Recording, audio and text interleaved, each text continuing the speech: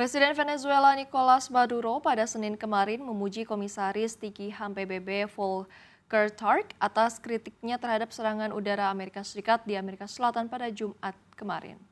Maduro menyebut pernyataan Turk sebagai langkah maju bagi hukum internasional dan stabilitas regional. Turk sebelumnya mengecam serangan udara Amerika Serikat terhadap pihak yang diduga sebagai penyelundup narkoba sebagai tindakan yang tidak dapat diterima dan melanggar hukum hak asasi manusia.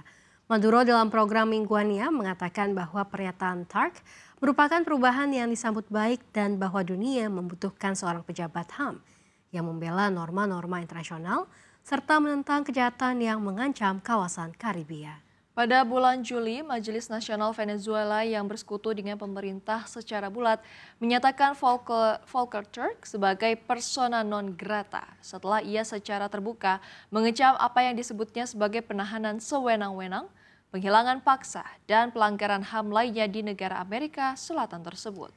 Menurut laporan kantor berita Rusia TASS, dalam bagian lain programnya, Maduro juga menyoroti kerjasama militer jangka panjang Venezuela dengan Rusia yang ia gambarkan sebagai hubungan yang tenang, produktif, dan akan terus berlanjut.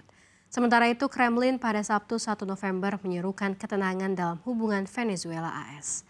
Kampanye AS di kawasan Karibia dan Pasifik Timur terhadap apa yang disebut Washington sebagai perdagangan narkoba ilegal telah menargetkan sedikitnya 14 kapal dan menewaskan 61 orang.